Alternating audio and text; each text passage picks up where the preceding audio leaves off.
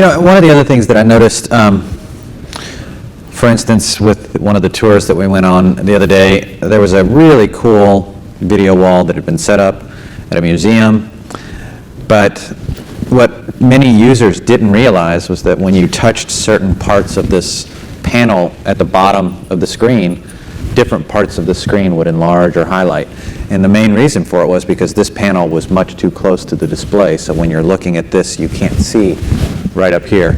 And you talk about, so that made me think about the fact that this was something that was, they thought about it a lot, but maybe they didn't actually have people run through it personally before they installed it.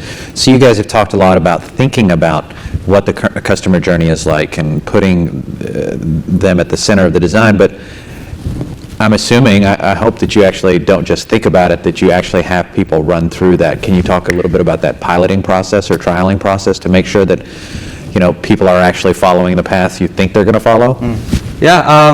This reminded me of something slightly related, which is like at Amazon, we are very notorious for doing A/B testing. So I would not be surprised if each one of us are actually looking at slightly different pages.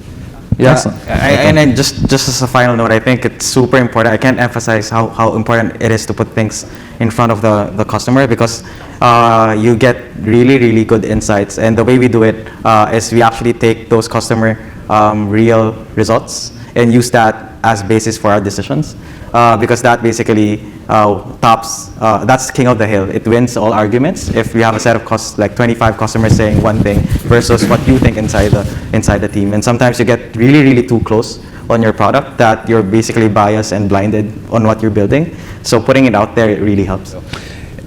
That was one area that I wanted to maybe try and get you guys to expand on a little bit. Have there been any times where you've really been surprised, or where you found something that you thought, man, this is really cool, this is going to be exciting for the customer, and they just weren't interested at all? I can think of one. So one of the things that I've done in the past, not just in Amazon, but as part of my experience in search, is how do we deliver the results that the customer want in a more accurate manner. So one of the things I've worked in the past is using guided search, where navigating through the store, you sort of have different categories and like labels, right, in different aisles. Online, that can be replicated into narrowing it down. So for example, you're looking for a phone. Is it Samsung, iPhone, something else? Is it Android, iOS? Is it 16, 32, 64? So you have this whole funnel of like making sure that you pick what you want by narrowing it down. We've designed this really great animated thing that you can just click to get to your point. But when we put it in front of the customers, or the users, 1 out of 25 used it. So it's like, okay, you spend so much time building this really awesome thing that no one actually uses. So that's one thing. Thanks, guys. This was great. My question is just one part. At yesterday's keynote, one of the takeaways was, one of the biggest takeaways was creating an experience in store that could be dramatically different than anywhere else to kind of maintain or sustain that brick and mortar experience. My question to you guys is, looking at a couple of points that you guys mentioned, answering questions, how customers want to digest information when creating content, or what's the logical progression of that content.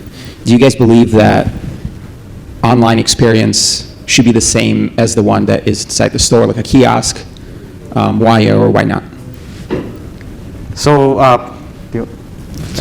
for me, I personally believe that the phases and the path to purchase journey remains consistent, but the way you design it should be very, very different. So I'm not sure who amongst you, I'm going to ask another question, but who amongst you have been to Seattle recently and have been to Amazon Books? No one. So if you actually walk into the store, it's set up very differently. It's set up differently from like a regular bookstore, and that's like a manifestation of an offline store not necessarily having to be the same as like another offline store, because basically what that whole concept is all about is that you give limited selection in a limited space, but focus on top sellers, customer reviews, and so forth. So the components are there. You still need to pick it up, look at it, identify if this is something that you really want, and then go to the counter. But the way you actually manifest the layout and configuration of different parts of the store is different. So to answer your question, I don't believe that you should exactly design it the same way, but the journey remains the same. Hello, good morning. I would like you guys to talk a little bit deeper about that critical middle step before taking the app or the platform out in line. Talk a little bit more about your focus group or the process, or how many clients you take the feedback from before taking out online, because I think it's very critical, that step. For my work, it's mostly driven by constraint, because honestly, you can spend 3 months researching, gathering data, but at the end of the day, it depends on how complex a project is, how much time you have.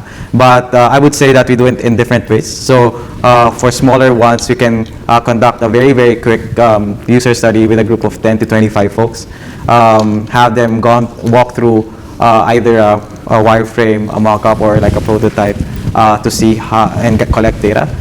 We also have more of okay, let's throw the email campaigns out and see how many customers will react to this, and that's also a subset of another way of doing the user study. So I mentioned two things, basically throwing it out to get more of a quantitative results, and then more of qualitative results via user labs. So two ways of doing it, and we also do this contextual interview where you run through the customers, not just about what they say, but what they are actually doing online and offline when they look at a physical product, or when they look at the online store. So those combinations is basically the way we do our study, and it's just a matter of prioritizing which one will work best for the one that you're delivering to the client. All right. All right, well, thank you guys very much, and thank you to, and especially you, Marcos, for jumping in at the last minute, but thank you guys did a great job. Let's give them a big hand. Thank you. Thanks, guys.